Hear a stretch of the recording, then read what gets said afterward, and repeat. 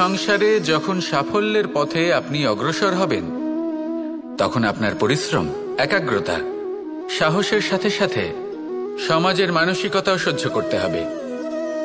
প্রত্যেক ব্যক্তি কিছু না কিছু ভাবেন, কিছু না কিছু বলেন। কিছু মানুষ এমন আছেন যারা ভাববেন যে আপনি কিছুই করতে পারবেন না, তারা আপনার নিন্দা করবেন, আর এই নিন্দার কথা ভেবেই আমরা ভয়ভীত হয়ে পড়ি। সেই কারণে নিজেদের আশা, নিজেদের বিশ্বাস হারিয়ে ফেলি। এবার যদি সেই নিন্দার ভয়ে আমরা লক্ষ্যচ্যুত হই, তাহলে সেটা অনুচিত। সেই জন্য জীবনে শুধু পরিশ্রম করতে থাকুন, সামনে এগোতে থাকুন। যেই দিন আপনি আপনার লক্ষ্য লাভ করবেন, সেই প্রত্যেক ব্যক্তি যারা নিন্দা করছিলেন তাদের দৃষ্টি আপনা থেকেই পাল্টে যাবে, ঠিক কিনা? এই সংসারকে যা প্রাণ চায় তাই বলতে দিন। যদি আপনি কারোর কথা শুনতে চান, তাহলে নিজের অন্তরের কথা শুনুন, সেটাই আপনাকে উচিত পথে নিয়ে যাবে। সামনে অগ্রসর হতে থাকুন, পরিশ্রম করুন। এমন একটা দিন আসবে যেদিন এই নিন্দুক ব্যক্তিরা আপনার লক্ষ্য প্রাপ্তির উদাহরণ সবাইকে দেবে। আসুন আমার সাথে ভালোবেসে বলুন, রাধা রাধা। সংসারে সকলে উঁচুতে উঠতে চায়, কেউ নত হতে চায় না।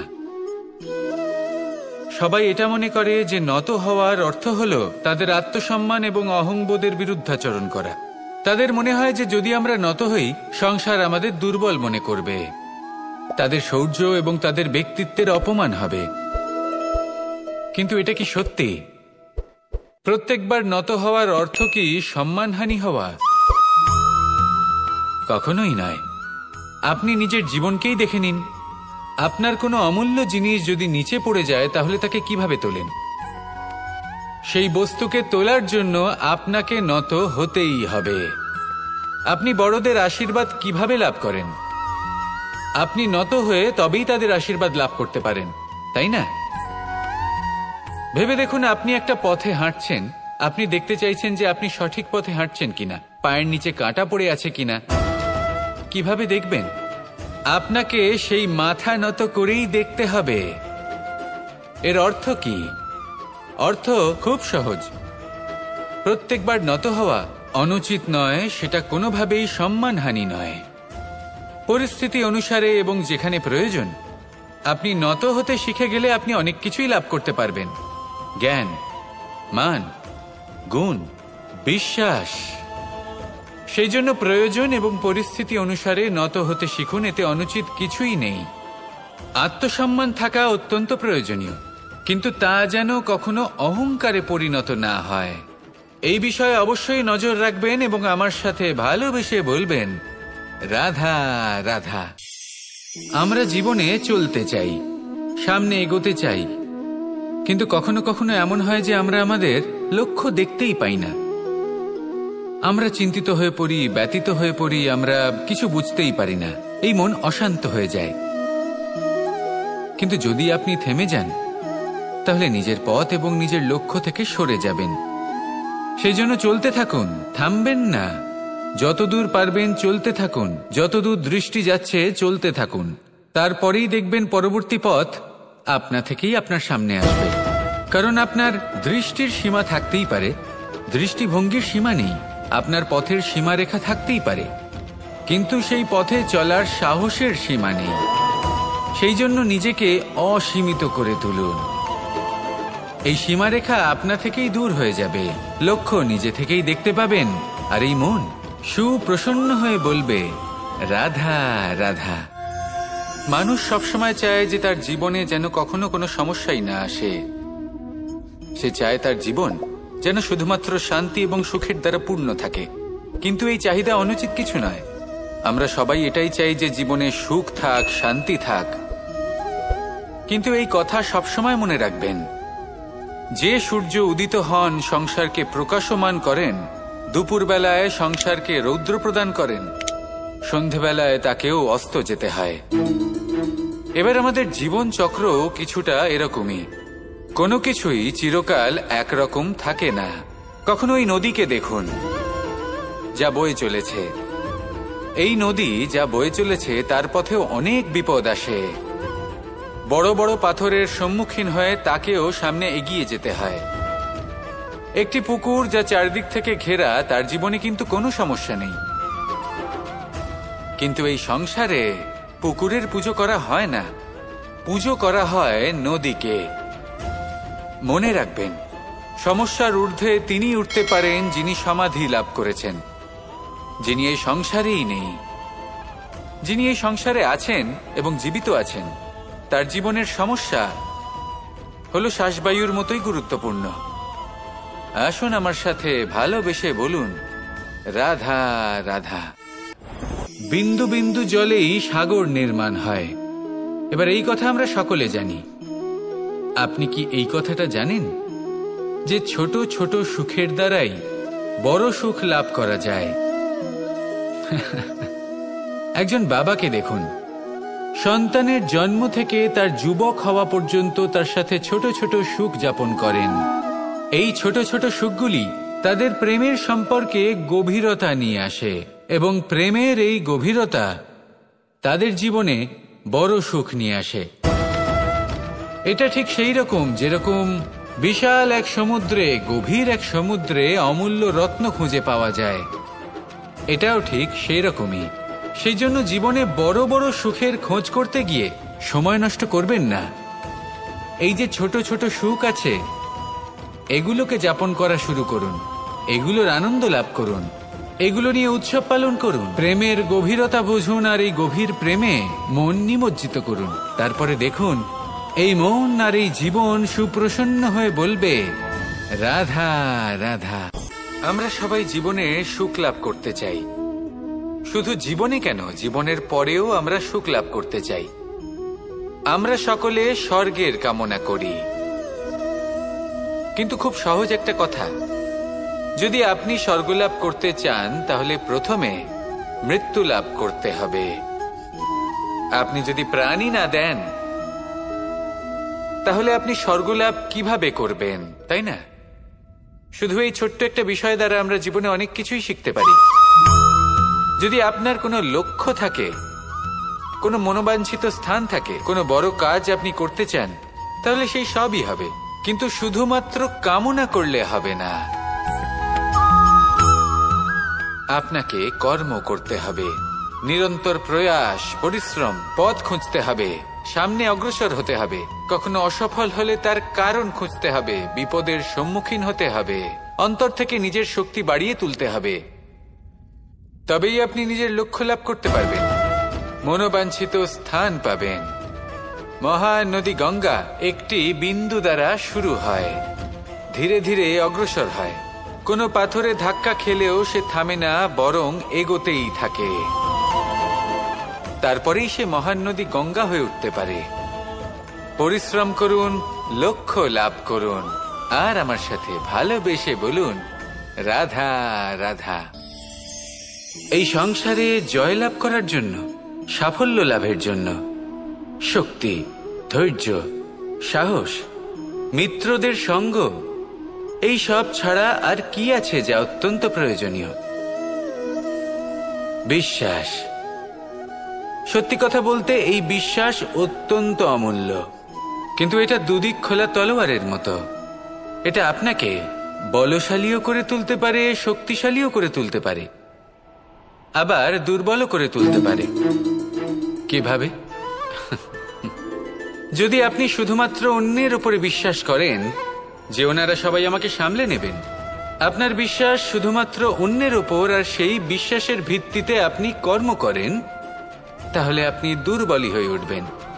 কিন্তু এই বিশ্বাস যদি আপনি নিজের উপর রাখেন যে যাই হয়ে যাক না কেন, আমি নিজেকে ঠিক সামলে নেব, আমি আমার পথ বানিয়ে নেব, সব বিপদের সম্মুখীন আমি নিজে হব এবং জীবনে সামনে এগোতে থাকব, তাহলে এই বিশ্বাস আপনাকে বলশালী করবে। এবার সিদ্ধান্ত আপনার যে আপনি কি চান, এই বিশ্বাস আপনাকে বলশালী করবে নাকি দুর্বল। ভেবে দেখুন, আর আমার সাথে ভালোবেসে বলুন, রাধা রাধা। কথায় আছে যে স্বপ্ন এবং লক্ষ্য হলো একটি মুদ্রারই দুটি দিক।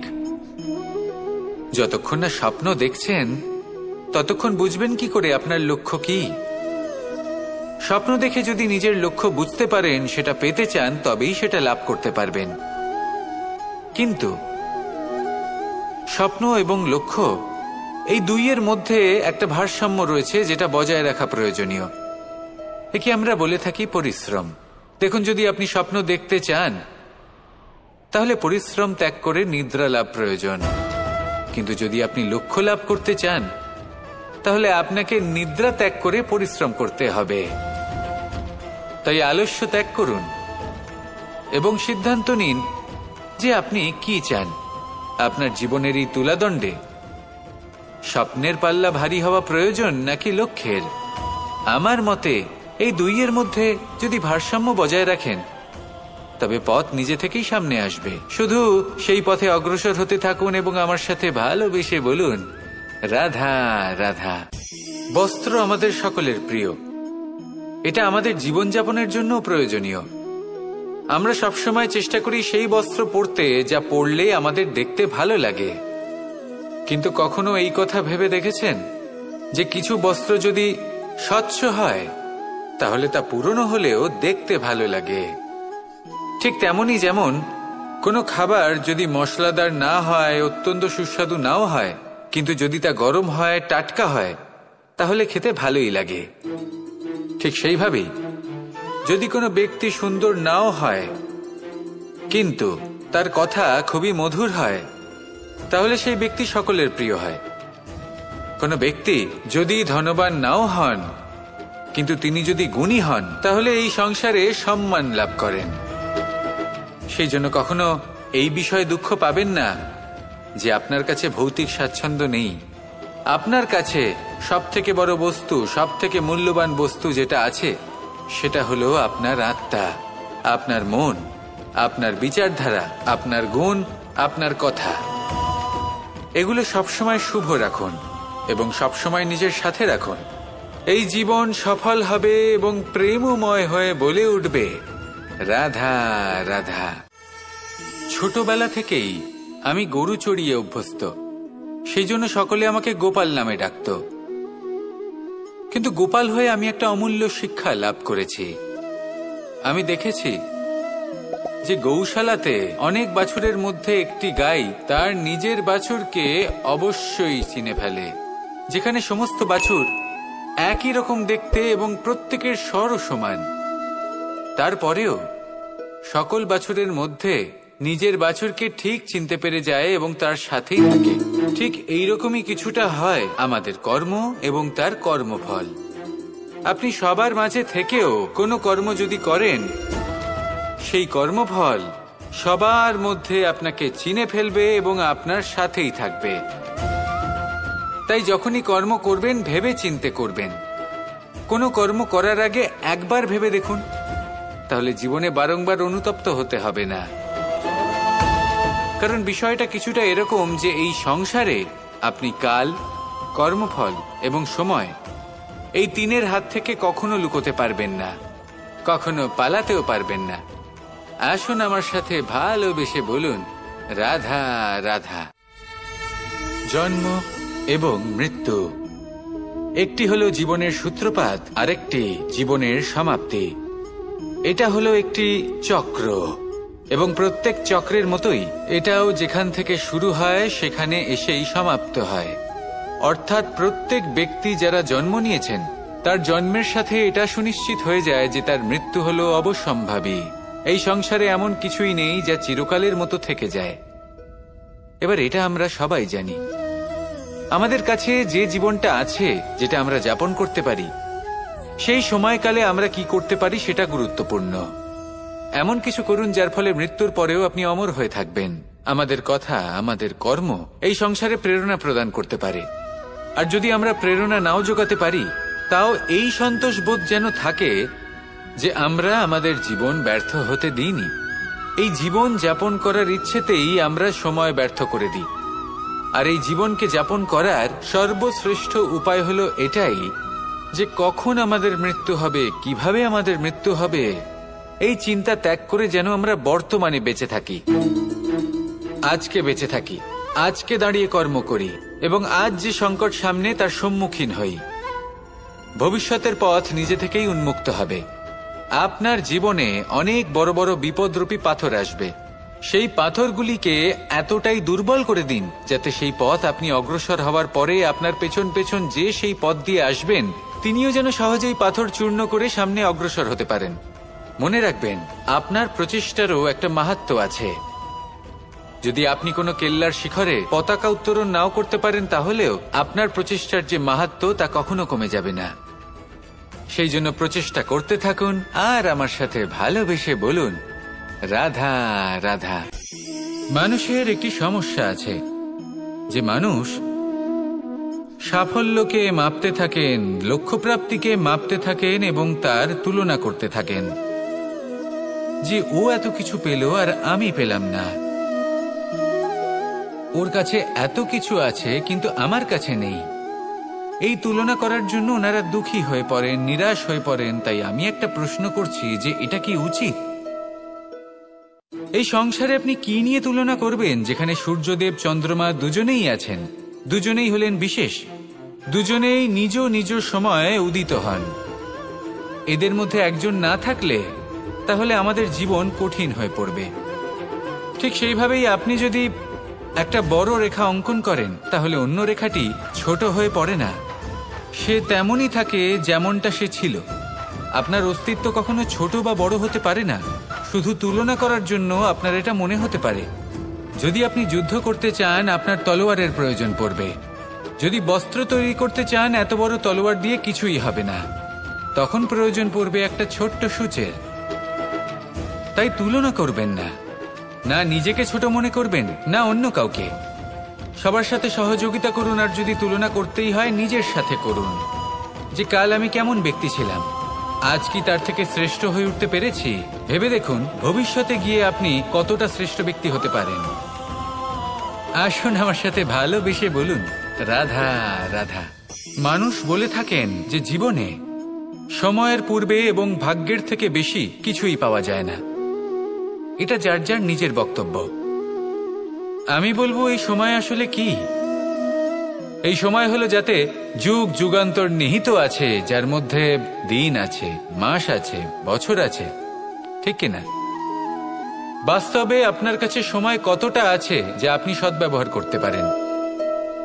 তখন থেকে আছে যখন থেকে আপনি নিজেকে বুঝতে শুরু করেন। ততক্ষণ আছে যতক্ষণ না আপনি এই সংসার ছেড়ে চলে যাচ্ছেন। শুধু এটুকু সময় আছে আপনার কাছে। আর যদি ভাগ্যের কথা বলা হয়, তাহলে ভাগ্য হলো সেই পরিস্থিতি যখন মানুষ নিজেকে সময়ের হাতে সমর্পণ করে দেন, তাকে ভাগ্য বলে। অর্থাৎ আপনি জীবনে পরিশ্রম করেছেন, বিপদের সম্মুখীন হয়েছেন, সামনে এগিয়ে গেছেন, কোথাও পৌঁছে গেছেন, এবং তখন আপনার মনে হলো যে ব্যাস এখানেই থেমে যাওয়া উচিত। তাহলে সেটাই হবে আপনার ভাগ্য।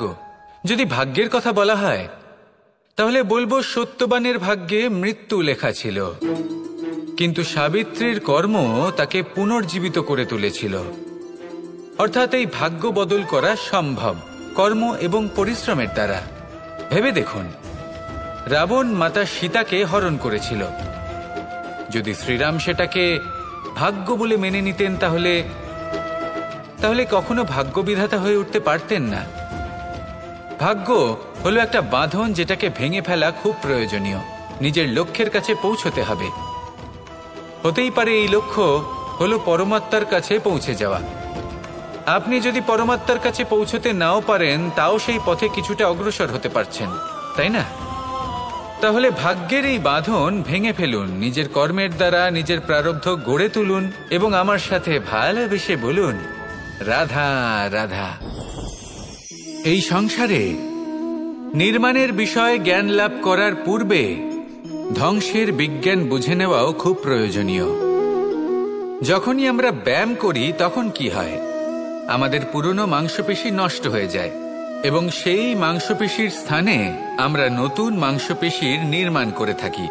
যেমন একটা নতুন ইমারত গড়ে তোলবার পূর্বে পুরাতন ইমারতকে ভঙ্গ করে দিতে হয়, তবেই তো সেই স্থান সজীব হবে, ঠিক কিনা?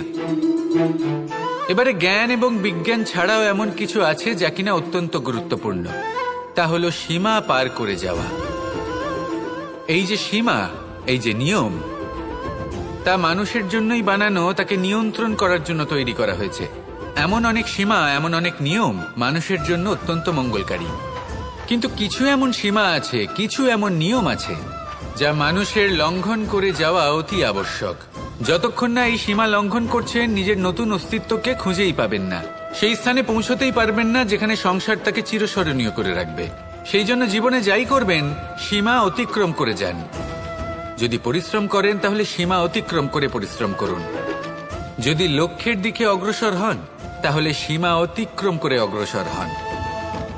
কোনো সীমারেখা যাতে না থাকে, সেই সর্বোচ্চ স্থান দেখুন এবং অগ্রসর হন।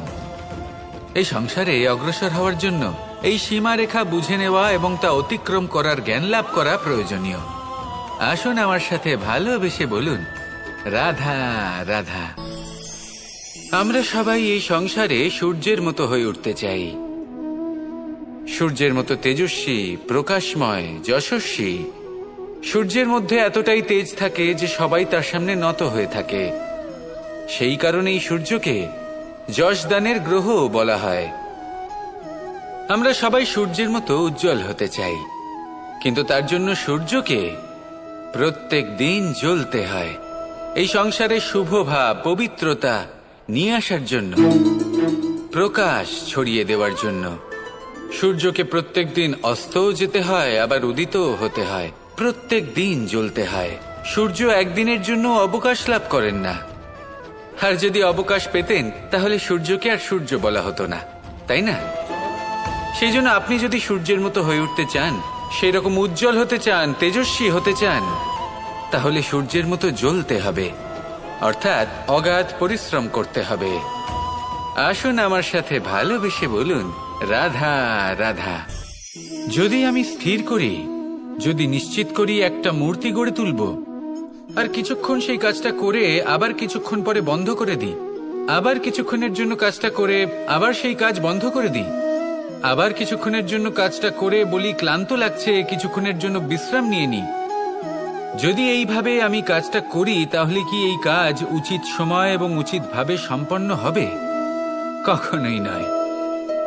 শুধু তাই নয়, যে কোনো কাজ যদি পূর্ণ করতে হয়, উচিতভাবে করতে হয়, উচিত সময়ের মধ্যে করতে হয়, তাহলে প্রয়োজন সততার এবং অখণ্ড প্রচেষ্টার। সততা ছাড়া আপনি যে কাজই করুন না কেন, উচিত সময় তা সম্পূর্ণ হবে না, আর মনোবাঞ্ছিত ফল আপনি কখনোই পাবেন না। তাই যে কাজই আরম্ভ করুন না কেন, সততার সাথে এবং অখণ্ড প্রচেষ্টার সাথে করুন। তখনই কর্ম এবং তখনই এই জীবন সফল হবে, এবং এই মন প্রসন্ন হয়ে বলবে, রাধা রাধা। জ্ঞান এবং অহংকার, এই দুইয়ের মধ্যে সম্পর্ক কোথায়? সম্পর্ক ঠিক সেরকম যেরকম হাত এবং কাকনের, যেমন চোখ এবং দৃষ্টির সম্পর্ক। এবার আপনি বলবেন, এ আমি কি বলছি? জ্ঞান এবং অহংকারের এমন সম্পর্ক কি করে হতে পারে? দেখুন, যে ব্যক্তি জ্ঞানী, যার কাছে জ্ঞান রয়েছে এবং তিনি জানেন যে তার কাছে জ্ঞান রয়েছে, তার মধ্যে নিজে থেকেই অহংবোধ জাগ্রত হয়। খুব কম সংখ্যক এমন জ্ঞানী ব্যক্তি আছেন যারা নিজেদের অহংকারের বিষয়ে আঁচ করতে পারেন। প্রকৃত জ্ঞানী হলেন তিনি, যিনি নিজের জ্ঞানের সদ্ব্যবহার করে অহংকারকে দূর করেন। উচিত সময়ে বুঝে যান, নিজের অন্তর যাচাই করে এই বিষয়টা দেখেন যে তার অন্তরে অহংবোধ জাগ্রত হচ্ছে, এবং নিজেকে সেখানেই থামিয়ে দেন, যাতে অহংকারের পথে তিনি অগ্রসর না হয়ে যান। এই অহংকার কখন উচিত, কখন অনুচিত, কখন প্রয়োগ করা উচিত, উচিত নয়, কখন বাধা দেওয়া উচিত, এটা শেখা অত্যন্ত প্রয়োজনীয়। আর যদি এটা আপনি শিখতে পারেন, তাহলে আপনি একজন জ্ঞানীও হয়ে উঠবেন এবং সুখীও থাকবেন। তাই মনে রাখবেন, এই জ্ঞান নিয়ে কখনোই অহংকার করবেন না, বরং সবসময় নিজের অহংবোধের বিষয়ে প্রকৃত ধারণা রাখবেন। আসুন আমার সাথে ভালোবেসে বলুন, রাধা রাধা। এই সংসারে সব থেকে বেশি কঠোর এবং বলশালী ধাতু হল লৌহ, অর্থাৎ লোহা। হয়তো সেই জন্যই সকল অস্ত্র, সকল শস্ত্র, সকল বাহন যখনই এদের নির্মাণ হয় তখন সব থেকে বেশি ব্যবহার এই লোহাকে করা হয়। এবার এই লোহার একটা বিশেষ গুণ রয়েছে, সেটা এটাই যে লোহাকে আপনি অন্য কোনো ধাতু দিয়ে কাটতে পারবেন না। লোহা দ্বারাই লোহাকে কাটা সম্ভব। এবার এটা কিভাবে সম্ভব? যে লোহাকে কাটতে হবে তাকে গরম করা হয়, যে লোহা দ্বারা কাটতে হবে সেটাকে ঠান্ডা রাখতে হয়। অর্থাৎ ঠান্ডা লোহা দ্বারা গরম লোহা কাটা হয়। এবার এই যুক্তি, তার প্রয়োগ আমাদের জীবনেও করা যেতে পারে। যদি আপনার কাছে শক্তি থাকে, যদি আপনি বুদ্ধিমান হন, আর যদি আপনার মন স্থির হয়, শান্ত হয়, তাহলে এই সংসারকে আপনি বদলাতে পারবেন। কিন্তু যদি আপনি শক্তিশালী হন, বুদ্ধিমান হন, কিন্তু আপনার মন অস্থির হয়, আপনার মন স্থির না থাকে, কোথায় কোথায় আপনি রেগে যান, তাহলে আপনি কখনোই সংসার বদলাতে পারবেন না। যদি পরিস্থিতিকে নিজের মতো গড়ে নিতে হয়, তাহলে ধৈর্য, সংযম এবং স্থিরতার শীতলতাকে আপন করে নিতে হবে। আসুন আমার সাথে ভালোবেসে বলুন, রাধা রাধা। এই সংসারে সব থেকে বেশি কোমল বস্তু হলো রেশম। এই রেশম এতটাই কোমল হয় যে এর পুরো একটা থান শুধুমাত্র একটা হাতে ধরা সম্ভব। কখনো ভেবে দেখেছেন এই রেশম কিভাবে হয়? একটি কীট তার লালার দ্বারা উৎপন্ন হয়। এই কীট সেই রেশমকে পাক দিতে থাকে, পাক দিতেই থাকে, আর আস্তে আস্তে তার মধ্যেই জড়িয়ে পড়ে। শেষে ওর এই সুন্দর অমূল্য সৃষ্টি রেশমের এই সুতো, তার নির্মাণ কার্য পূর্ণ হয়। কিন্তু তাতেই ও নিজে বন্দী হয়ে যায়। নিজেরই মায়াজালের এই বন্দী গৃহে নিজেই ফেঁসে যায়। এবার এই সুতোকে ব্যবহারযোগ্য করে তোলার জন্য এই কীটগুলিকে এই কবচের সাথেই ফুটন্ত জলে ফেলে দেওয়া হয়। এই সংসারে যদি আমাদের স্বপ্ন এই সংসারের দুঃখ হরণ করার জন্য, এই সংসারে সুখ বিতরণ করার জন্য হয়, তবেই আমাদের প্রগতি সম্ভব। যদি আমাদের এই স্বপ্ন শুধুই আমাদের এবং আমাদের স্বার্থ সিদ্ধির জন্য হয়, তাহলে এই স্বপ্ন আমাদের অন্ধ করে দেবে, আমাদের অন্ধকারের পথে নিয়ে যাবে, আর আমরাও সেই কীটের মতো হয়ে যাব। নিজেদেরই মায়াজালে আমরা নিজেই ফেঁসে যাব, আর শেষে আমরা যদি কিছু লাভ করি তা হবে একাকিত্ব, অন্ধকারময় মৃত্যু। তাই স্বপ্ন অবশ্যই দেখুন, কিন্তু এমনভাবে স্বপ্ন দেখবেন না যে তার এই বন্দিগৃহে আপনি নিজেই ফেঁসে গেলেন। স্বপ্ন দেখুন পরোপকারের, পরমার্থের, সবাইকে উদ্ধারের, অন্ধকারের নয়। তবেই কল্যাণ হবে, আর তবেই এই হৃদয় প্রসন্ন হয়ে বলবে, রাধা রাধা। নন্দ বাবাও খেলার ছলে খুব বড় বড় শিক্ষা দিতেন। অনেকদিন আগেকার কথা, বাবা আমার জন্য একটা মানচিত্র নিয়ে এলেন। এটা ছিল জম্বু দ্বীপের মানচিত্র, ঠিক যেন একটা ধাঁধা, যা টুকরো টুকরো করে বিভিন্ন দিকে ছড়ানো, যেগুলোকে আমায় জুড়তে হতো। ব্যাস শুধু এটুকুই ছিল আমার কাজ। আমি বারবার প্রচেষ্টা করলাম, কিন্তু বারবার অসফলই রয়ে গেলাম। বাবা এটা দেখলেন এবং হাসলেন। বাবা বললেন, একটা কাজ করো, এই প্রত্যেকটি অংশকে উল্টে রাখো। আমিও উল্টে রাখলাম। তারপরে দেখলাম প্রত্যেক অংশে মানুষের শরীরের কোনো না কোনো অংশ চিহ্নিত। কোথাও হাত আছে, পা আছে, কোথাও মুখ আছে। বাবা বললেন যে এবার এটা জুড়তে চেষ্টা করো। আমিও জুড়ে দিলাম। মানুষের মানচিত্র পূর্ণ হলো। এবার বাবা বললেন, এটা উল্টে রাখো, মানচিত্র পূর্ণ আকার ধারণ করেছে। আমি বললাম, ঠিক আছে। আমি উল্টে রাখলাম, দেখলাম জম্বুদ্বীপের মানচিত্র পূর্ণ হয়েছে। বাবা বললেন, যদি দেশকে সফল করে তুলতে চাও, শক্তিশালী করতে চাও, স্থির বানাতে চাও, তাহলে সবার আগে দেশবাসীকে একত্রিত করতে শেখো। সকল সৈন্যগণ যখন একজোট হয়ে দাঁড়াবে, তখন দেশের শক্তি আরো বেড়ে যাবে। শুধু তাই নয়, বাবা বললেন, যদি ভালোবাসার সাথে জড়িয়ে পড়ো, তাহলে পরমাত্মাও তোমার সামনে এসে দেখা দেবেন। তাহলে এটাই করুন, আর আমার সাথে ভালোবেসে বলুন, রাধা রাধা। আকাঙ্ক্ষা কখন লোভে পরিণত হয়ে যায় তা কেউ বলতে পারে না। এবার তার পরিণাম কি হতে পারে তাও আমরা কেউ জানি না। আজ আমি আপনাকে বলছি, কোনো ব্যক্তি সবথেকে বেশি ক্ষতির সম্মুখীন তখনই হয় যখন সে এটা মনে করে যে সে সবথেকে বেশি সুরক্ষিত স্থানে রয়েছে। সে ভাবে যে সে সেখানে সুরক্ষিত রয়েছে। সে তখন অসাবধান হয়ে পড়ে, আর তখনই তাকে জীবনের সবথেকে বড় ক্ষতির সম্মুখীন হতে হয়। নিঃস্ব হয়ে যাওয়ার পরিস্থিতি কোনো মানুষের জীবনে তখনই আসে যখন তার কাছে প্রচুর সম্পত্তি থাকে এবং সে তার থেকেও অনেক বেশি সম্পত্তি অর্জন করতে চায়। সেই অনেক বেশি সম্পত্তি অর্জন করার চেষ্টায় সে এমন কিছু করে বসে যার ফলে তাকে সমস্ত সম্পত্তি হারাতে হতে পারে। একজন রচনাকার নিজেই নিজের প্রতিভা একদম শেষ করে দিতে পারে যখন সে অনেকগুলো কাজ নিজের কাঁধে নিয়ে নেয়। একটা গুরুত্বপূর্ণ কথা সবসময় মনে রাখবেন, আজ আপনি যেখানেই থাকুন না কেন, যেমনই যে কোনো স্থানেই থাকুন না কেন, এর পেছনে আপনার আকাঙ্ক্ষার একটা বিশাল ভূমিকা রয়েছে। কিন্তু মনে রাখবেন, আপনাকে শিখতে হবে যে কখন আর কিভাবে নিজের উচ্চাকাঙ্ক্ষাগুলিকে লাগাম পরাতে হবে, কারণ এটা অত্যন্ত আবশ্যক। তাই আসুন আর আমার সাথে ভালোবেসে বলুন, রাধা রাধা। রাত্রে আমরা সুখ নিদ্রা লাভ করি, আমরা স্বপ্ন দেখি, ভবিষ্যতের পরিকল্পনা করি, খুব ভালো লাগে। সকালে যখন চোখ খুলি নিদ্রা ভঙ্গ হয়, স্বপ্ন সেইখানেই ভেঙে যায়, আর তারপর আমরা আমাদের রোজকার জীবন যাপন করি। স্বপ্ন হয়তো মানুষ রাতের বেলায় দেখেন, কিন্তু সেটাকে সার্থক দিনের বেলাতেই করতে হয়।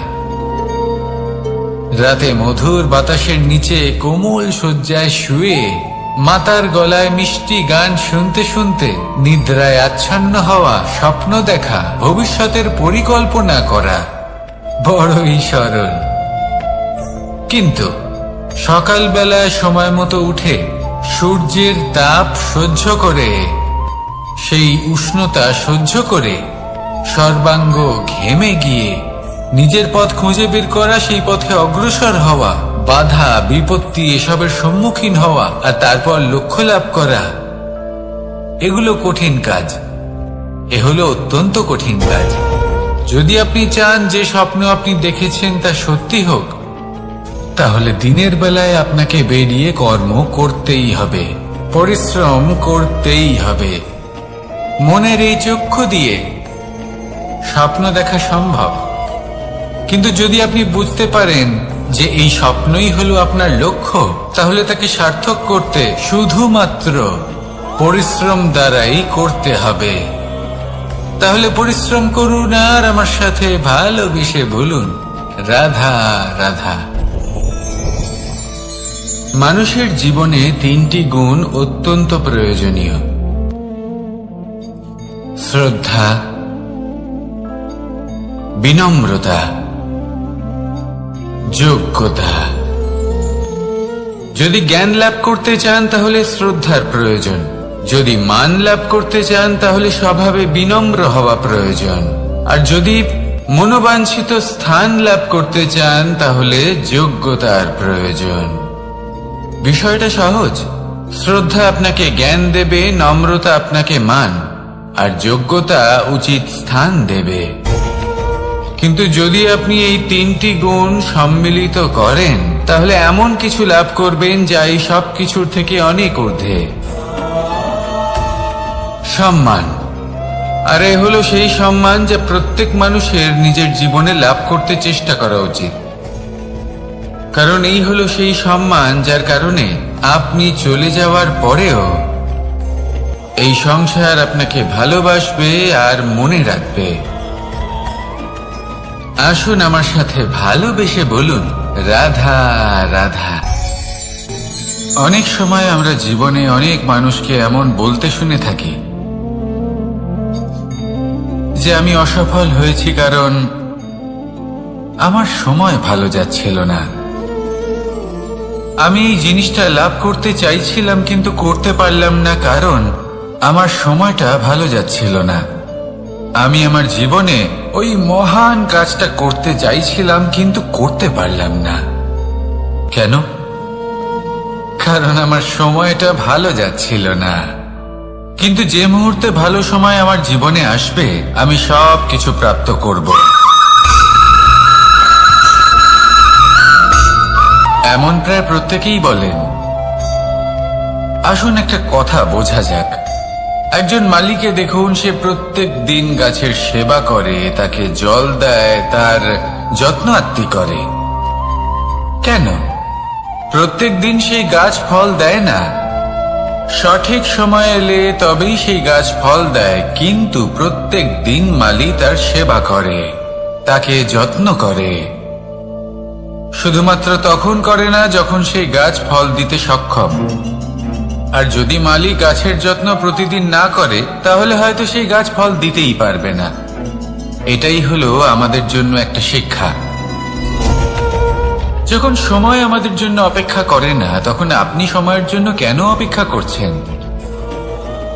ভালো সময়ের জন্য অপেক্ষা করবেন না। ভালো এবং শুভ কর্ম দ্বারা ভালো সময়কে নিজের কাছে টেনে আনুন। নিরন্তর কর্ম করুন, পরিশ্রম করতে থাকুন। শুভ সময় আপনা থেকেই আপনার কাছে আসবে। আসুন আমার সাথে ভালোবেসে বলুন, রাধা রাধা। মানুষের এই সংসারে জীবনযাপন করার জন্য কিছু জিনিসের প্রয়োজন পড়ে। এমন কিছু আবেগ, এমন কিছু বস্তু আছে যেগুলো তার প্রয়োজন হয়। কিন্তু সব থেকে বেশি যে জিনিসটা তার প্রয়োজন হয় সেটা হলো সম্মানের। আমাদের ভালো লাগে যখন কেউ আমাদের সম্মান করে। আমরা কাউকে সম্মান করলে তারও সেটা ভালো লাগে। কিন্তু আপনি দেখবেন যে সংসারে বেশিরভাগ মানুষ দুটি মাপদণ্ডের ভিত্তিতে সম্মান করেন।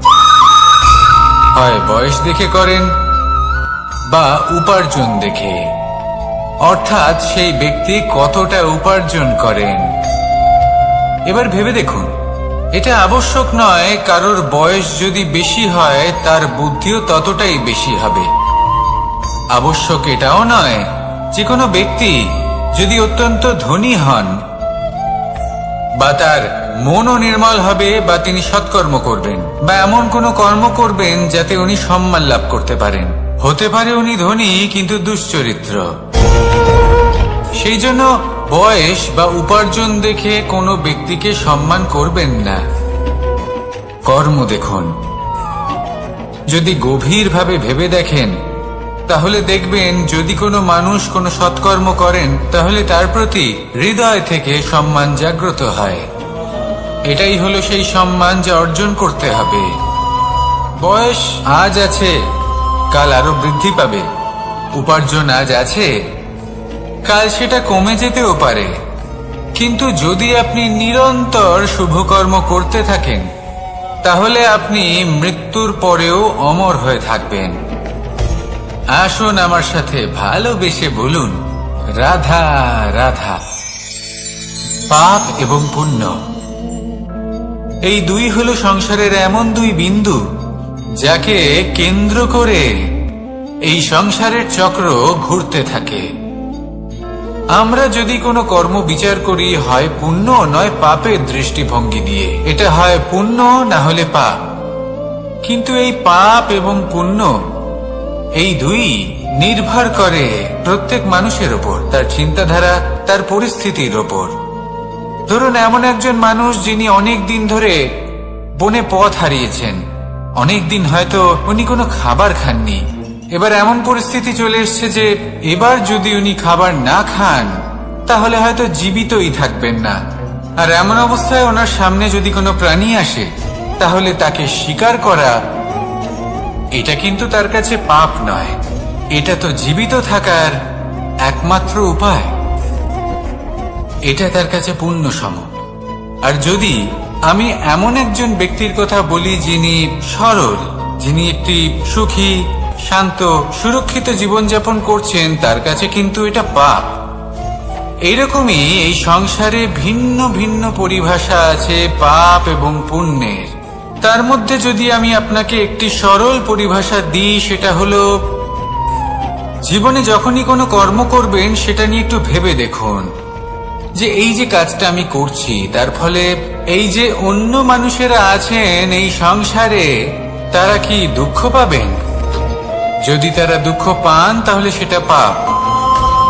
যদি আপনি এমন কোনো কর্ম করেন যার ফলে অন্যরা প্রসন্নতা লাভ করেন, তাদের মুখে হাসি ফুটে ওঠে, যদি তারা প্রেরিত হন, জীবনে সামনে এগোতে পারেন, তাদের বিকাশ হয়, তাহলে এটা হলো পুণ্য। তাই জীবনে সবসময় পুণ্য করতে থাকুন আর আমার সাথে ভালোবেসে বলুন রাধা রাধা।